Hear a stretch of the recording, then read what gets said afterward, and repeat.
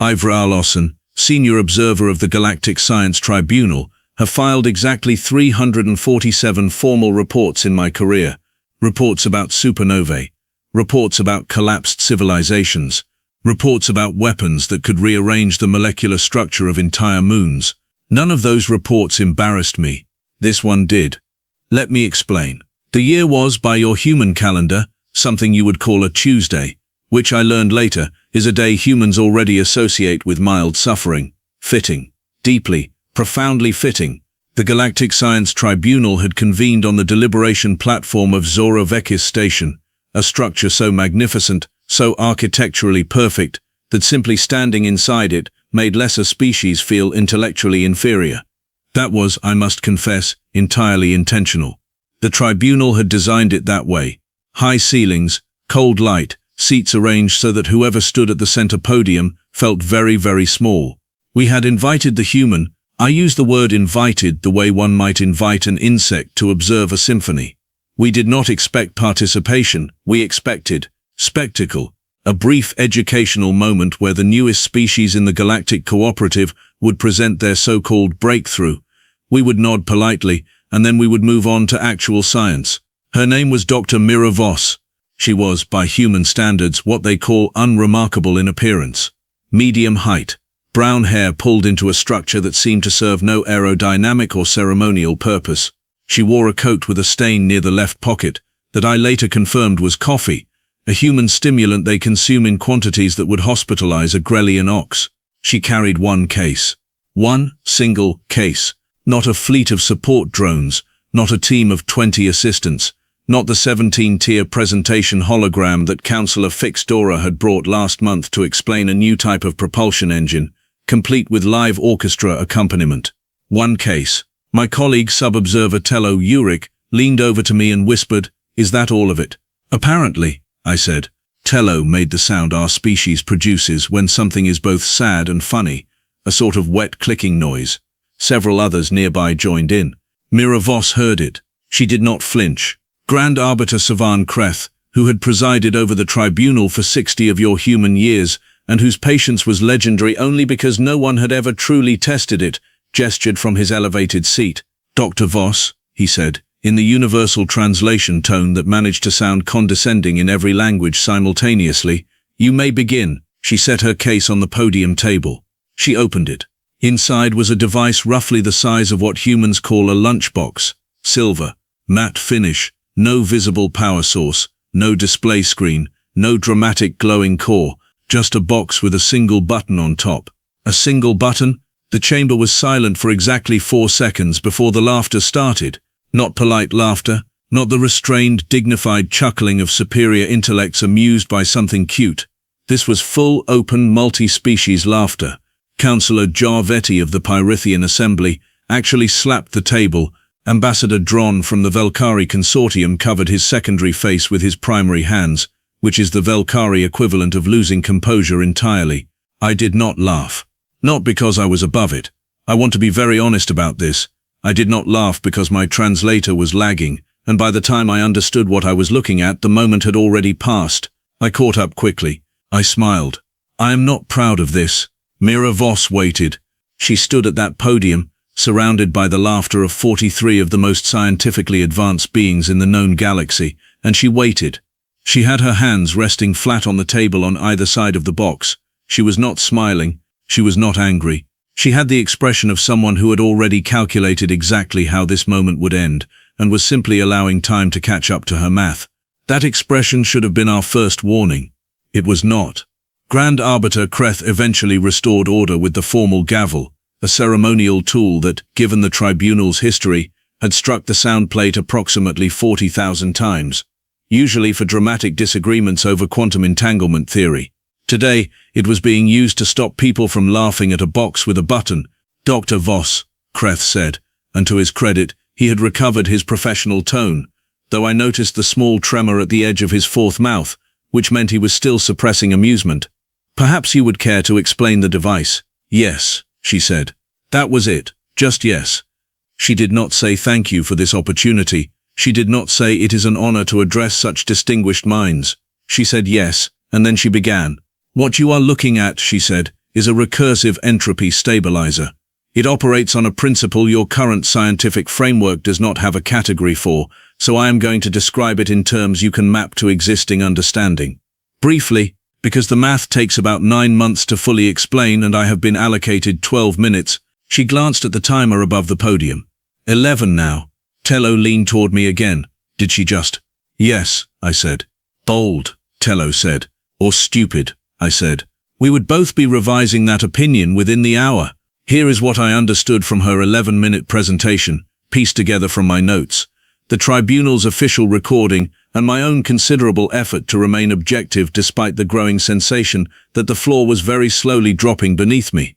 Entropy, the process by which ordered systems become disordered over time, the fundamental reason that stars die and civilizations fade, and every hot cup of coffee eventually becomes a cold cup of misery.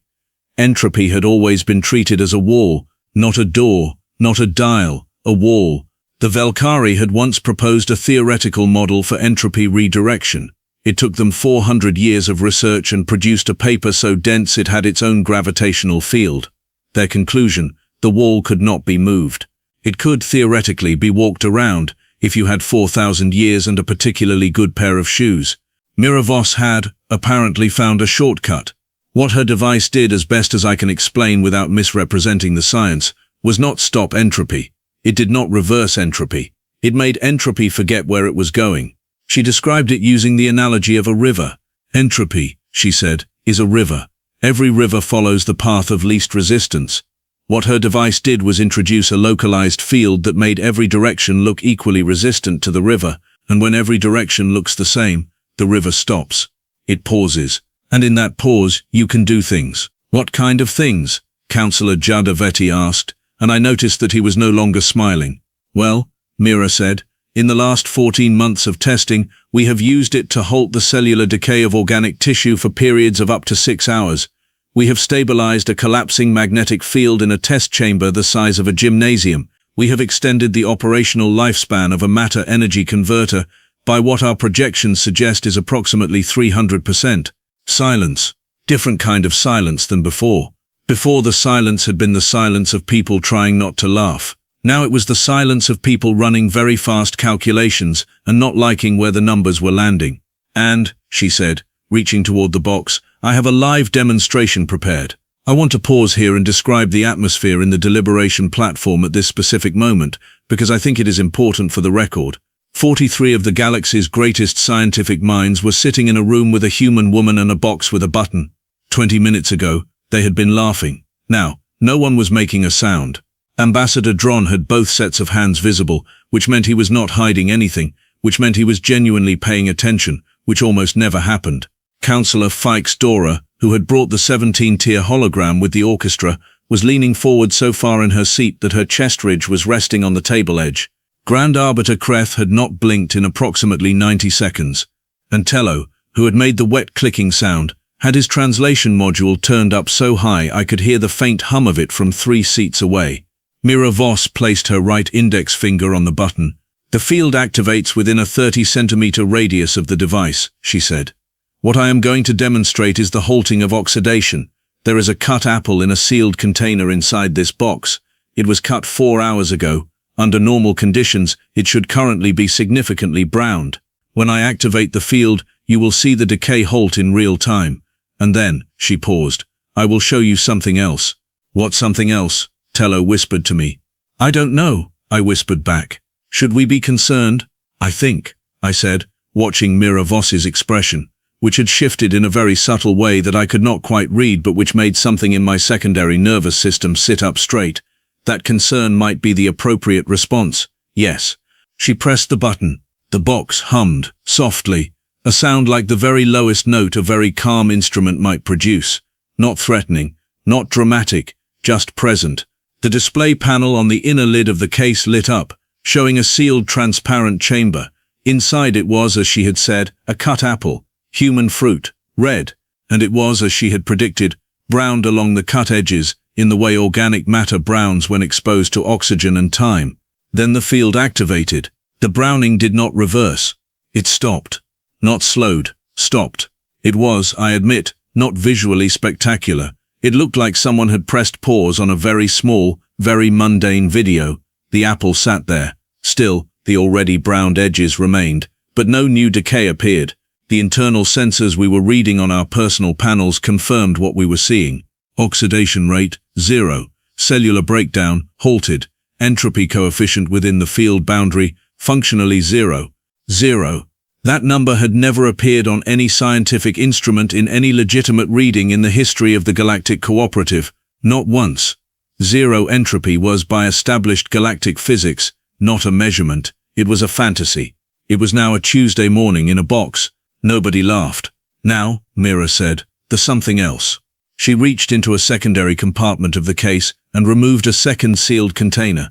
This one held, according to her description, a small sample of Torrvite alloy, which is a material used in hull construction throughout the galaxy and known for its extreme resistance to, well, everything. Torrvite was what we made things out of when we needed those things to last.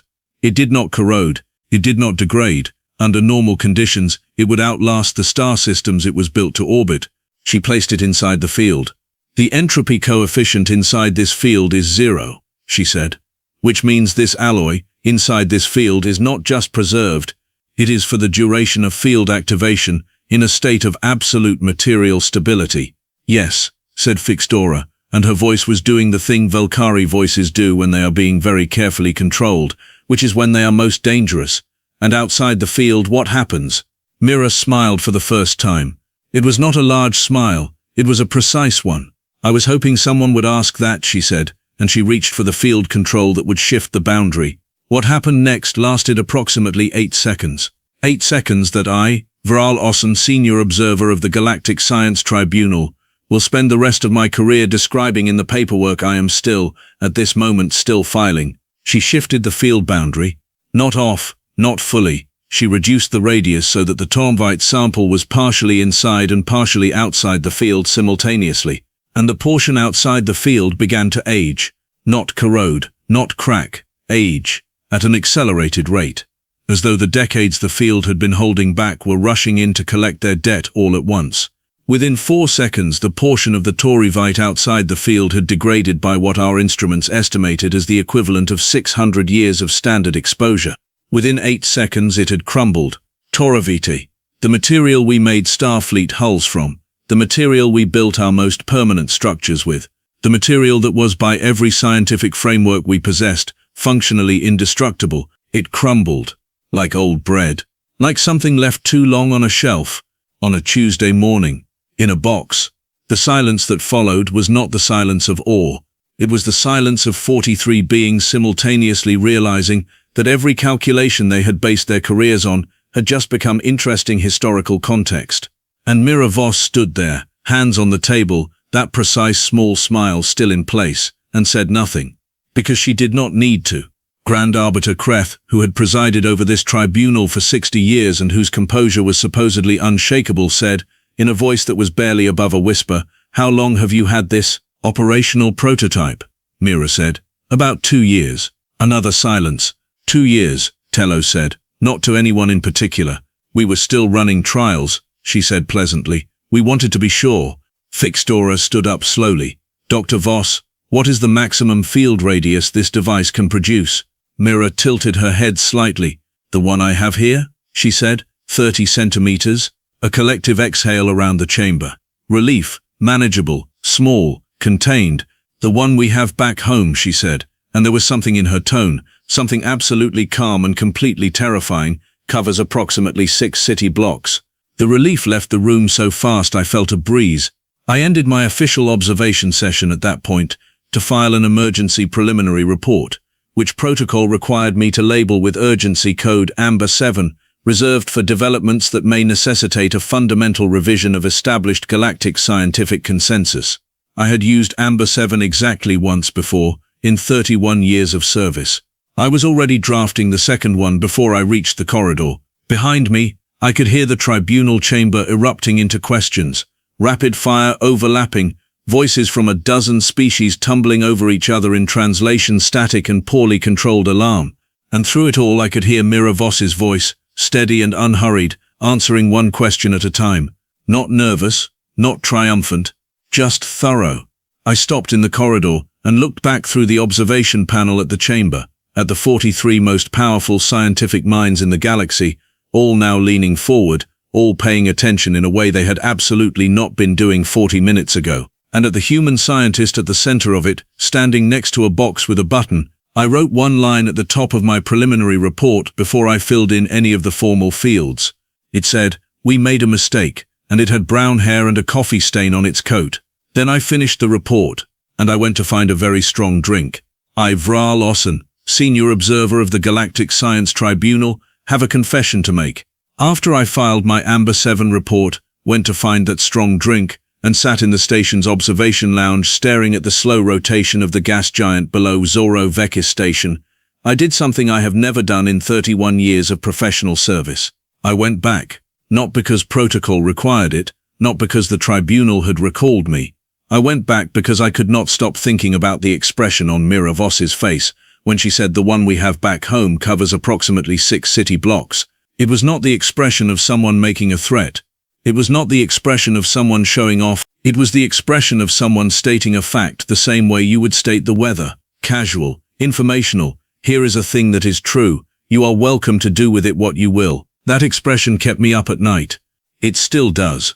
When I returned to the corridor outside the deliberation platform, the session had not ended. It had been running for 2 additional hours beyond the scheduled close, which for a tribunal session was extraordinary. These people had once cut off a presentation on a potential galaxy-ending stellar chain reaction because it ran 4 minutes over time. They were still in there, with Mira Voss and a box. I pressed my clearance chip to the side panel and let myself into the observer gallery, a narrow upper tier that runs along the back of the chamber. I settled into a seat quietly and looked down. The 43 tribunal members were in various states of barely organized chaos. Councillor Torrvite had brought out his personal research tablet and was furiously annotating something. Ambassador Drone was speaking rapidly into a private comm channel, which was technically a procedural violation, but Grand Arbiter Kreth appeared to have lost the energy to enforce it. Fixdora was standing near the podium, not at it, just near it, like someone who wanted to be close to the device without seeming like they wanted to be close to the device. And Mira Voss was sitting in the presenter's chair, drinking from a container of coffee she had apparently produced from somewhere inside that case, answering questions in the tone of someone who had already answered them in her head 1,000 times. "Dr. Voss," said a voice I recognized as belonging to Councillor Raven Soul of the Interstitial Research Collective, a very old, very skeptical being who had once rejected a paper on the grounds that the font was too optimistic. "You say the larger unit covers 6 city blocks. What happens to organic matter within that field for extended periods?" "Healthy organic matter?" Mira said. "Nothing harmful. We have run extended trials. The field stabilizes cellular processes without interfering with active biological functions. Think of it as pausing the clock without stopping the heartbeat." Raven's soul was quiet for a moment. "And unhealthy organic matter?" Mira wrapped both hands around her coffee container. "Depends on what you mean by unhealthy." "Diseased tissue," Solo said. "Decaying cells, tumorous growth." Another pause, shorter this time. "The field," Mira said carefully, "stabilizes what is present. It does not discriminate between healthy decay and destructive decay. Both stop." "Meaning," Solo said, and his voice had gone very controlled, "that within your field, the progression of disease halts." "Within the field?" "Yes." The chamber did not erupt this time. It went very, very quiet. The kind of quiet that has weight. Raven Suli sat back in his chair slowly, the way old things move when they have just had to accommodate a very large new thought. "Dr. Voss," he said finally, "how many of your people know you are here today?" Mira smiled over the rim of her coffee. "Enough. I should explain something about the Galactic Cooperative for context, because I want the record to be complete and I want whoever reads this report to understand exactly what that room was processing in that silence. The Cooperative is, at its core, a scientific and diplomatic alliance. It spans 41 recognized species. Its primary currency is not money or military force. It is knowledge. Specifically, it is the controlled, supervised, negotiated exchange of knowledge between species at various levels of development. The rules around this are extensive, suffocating, some would say. New species entering the cooperative are categorized, evaluated, assessed for scientific maturity, which is a politely disguised way of measuring whether they know enough to be considered useful, and whether they know too much to be considered safe. Humans had been in the cooperative for 11 of your years. Their category was, I will be honest, not flattering. The formal designation was emerging developmental, which was the category below provisional, which was 2 full categories below contributing. It was the category we placed species in when we wanted to observe them without committing to actually involving them. It was, now that I am writing this down, a fairly condescending category. Humans had spent 11 years in it. 11 years of submitting research papers that were reviewed, catalogued and largely filed under interesting but premature. 11 years of being invited to conferences in the way you invite someone's child to a dinner party. Present, acknowledged, not really at the table. And the entire time somewhere on a planet called Earth, in a laboratory that the Tribunal had never once requested a full briefing on, a woman named Mira Voss had been building a machine that could freeze time. 11 years. The Tribunal had been patting humanity on the head for 11 years while humanity had been doing this. Grand Arbiter Creth spoke next, and I want to note that in 31 years I had never once heard Creth sound anything less than completely certain of everything. Uncertainty was not a mode he operated in. He was the kind of being who answered questions before they were fully asked, because he had already anticipated them. He sounded uncertain now. Dr. Voss, he said, I want to ask you a question that is outside the formal agenda of this session. Go ahead, she said. Why are you here alone? She looked at him steadily. What do you mean? A discovery of this magnitude, Creth said, and he chose the word magnitude the way you place something fragile on a table, very carefully, would typically be presented by a coordinated team, a government delegation, a scientific body with institutional backing and formal diplomatic representation. You are here with a case and a device and no visible support structure. Why?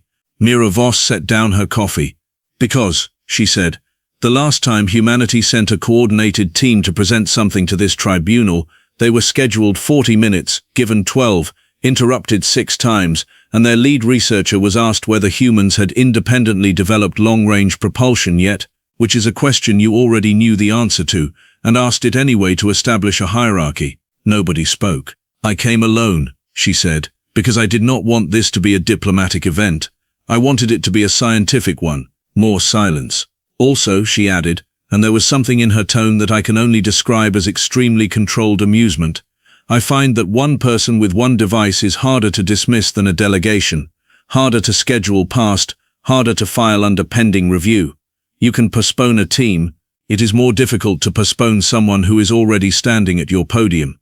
Creth looked at her for a long moment. You planned this, he said. I planned several versions of this, she said pleasantly. This is the one where I got the 12 minutes. I am going to tell you about the next 40 minutes honestly, without the professional distance I usually apply to my reports, because I think the professional distance would make it sound smaller than it was, and it was not small. What happened in the next 40 minutes was a negotiation, not a formal one. No protocols invoked, no treaty language, no official record beyond my own notes and the tribunal's automatic chamber log, which I later confirmed had not been flagged for deletion, which told me that even the archivists understood something important was occurring. Mira Voss did not demand anything. This was the part that kept catching me off guard. A human scientist had just walked into the most powerful scientific deliberative body in the galaxy and demonstrated a technology that rewrote 3 foundational laws of physics, and she was not demanding. She was not threatening. She was not leveraging. She was negotiating with the patience of someone who understood that the goal was not to win the room today. The goal was to change what the room believed was possible. What do you want? Fixdora asked at one point, and the directness of it silenced everyone else, because Fixdora was not known for directness. She was known for long, elaborate diplomatic approaches that circled a point for so long, the point occasionally aged visibly while waiting. Mira looked at her. Access. To what? To the collaborative research frameworks your species has been sharing with each other for the last 200 years that humanity has not been included in. She said it without heat. Factual. The way you read a list. Material science archives. Biological stabilization research. Stellar cartography data that would take us 40 years to independently generate. That information, Ravan Suli said, is reserved for contributing tier members. Yes, Mira said. I am aware of the tier system. You are currently emerging developmental. Yes, she said again. I am also aware of that. The advancement criteria for tier elevation requires a minimum of 25 years of sustained scientific contribution and a formal review by the full Cooperative Council. Yes, Mira said for the third time, with precisely the same tone all 3 times, which was the tone of someone watching a door they already knew was about to open. I know the criteria. Sol frowned. Then you understand the process must be followed. I understand the process, she said. I am also curious what you will write in the formal review section titled Notable Scientific Contribution, given that the contribution currently sitting on this table represents the single largest advancement in entropy theory in recorded galactic history. I am not making that claim. Your own instruments made it. I just want to know how you plan to write it up. The silence this time had a different texture. It was the silence of 43 beings looking at a form they had filled out hundreds of times and realizing, simultaneously, that none of the fields had been designed for this. I left the observer gallery once more about 20 minutes later, when it became clear the session was moving into preliminary framework discussions that would take weeks to formalize. I had enough for my report. More than enough, honestly. My report was already going to be the longest I had ever filed, and I was going to have to use a category that had not been applied in 60 years. But I stopped in the corridor again, because I heard something. Laughter, from inside the chamber. Not the laughter from earlier in the day. Not the laughter at the box, at the button, at the human who had shown up alone with one case. That laughter had been sharp and dismissive, and had evaporated the moment the apple stopped browning. This was different. I could not see who was laughing through the corridor wall, but through the audio channel of the observation panel I had not fully closed, I caught a fragment of what had preceded it. Someone, I believe it was Torrvite, had asked Mira Voss how long the full theoretical framework document was. And she had said, apparently without a trace of apology, 4,312 pages. We kept it brief. That was what they were laughing at. Not at her. With her, there is a difference. I had spent enough time observing enough species to know that the moment a room shifts from laughing at someone to laughing with them is the moment the room has decided, in whatever way that particular species decides things, that the person in front of them is real, is present, is one of them, in the way that matters. 43 beings who had entered this chamber intending to be politely unimpressed were now laughing with a human woman about a 4,000-page document. I closed the audio panel. I finished walking to the report station. The formal tier review for humanity was expedited, on recommendation of the Tribunal, to a period of 90 days. The standard wait was 25 years. Let the record reflect that. The collaborative research access Mira Voss had requested was granted in provisional form within the same week, pending the full review.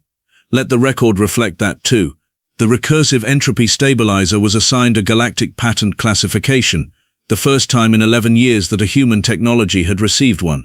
The form required a description of novelty. The archivist who filled it in wrote, under that field, just 3 words, unprecedented. See attached. The attached document was my report. All 207 pages of it. I interviewed Mira Voss once, officially, 3 days after the session, as part of my standard observer follow-up process.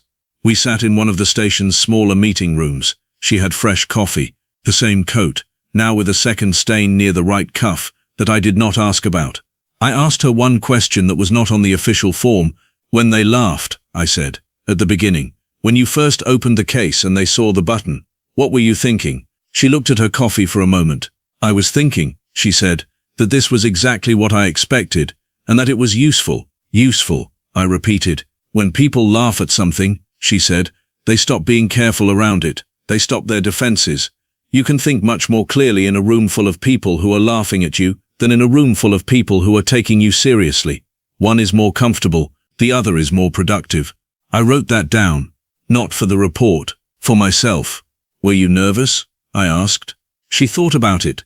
Actually thought about it, which I had come to understand was a thing she did before answering, rather than performing the answer immediately the way most beings did. A little, she said. Before, not during. Why not during? Because during, she said, I just had to press a button.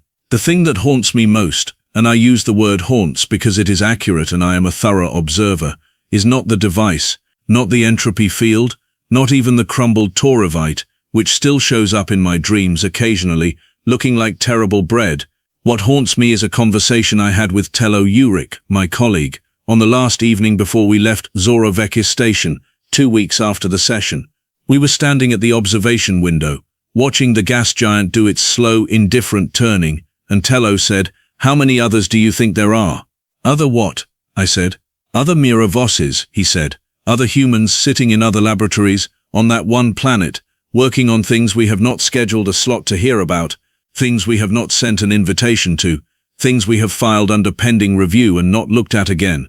I did not answer immediately. "We have been doing this for 200 years, Tello said, "bringing species in slowly, evaluating them, deciding when they are ready to be taken seriously." He paused. "What if the evaluation is the problem?" I looked at the gas giant. "What if," he continued, and I could hear in his voice the particular tone of someone who had spent several sleepless nights arriving at a conclusion they did not entirely enjoy. "The species we decide are not ready simply continue working, and one day someone shows up with a case, and we laugh, and then we press the button, and then we are writing the report." I thought about Mira Voss's face, that precise, calm expression, the advanced calculation of exactly how the room would end. "Then," I said, "I suppose we write the report." Tello made a sound, not the wet clicking from earlier, something more thoughtful. "We should probably," he said, "stop laughing first." "Yes," I said. "And perhaps," he said, "stop deciding in advance who is worth listening to." "Yes," I said again. We stood there for a while after that, watching the planet turn, thinking about all the laboratories we had never visited, on all the worlds we had filed under not yet. I went back to my quarters. I opened a new report form. At the top where the category field was, I hovered for a moment, then selected the one that had not been used in 60 years. Fundamental reassessment, active. I filled in the subject line. Regarding humanity, recommend immediate full review. Basis, we have not been paying attention. I submitted it that night.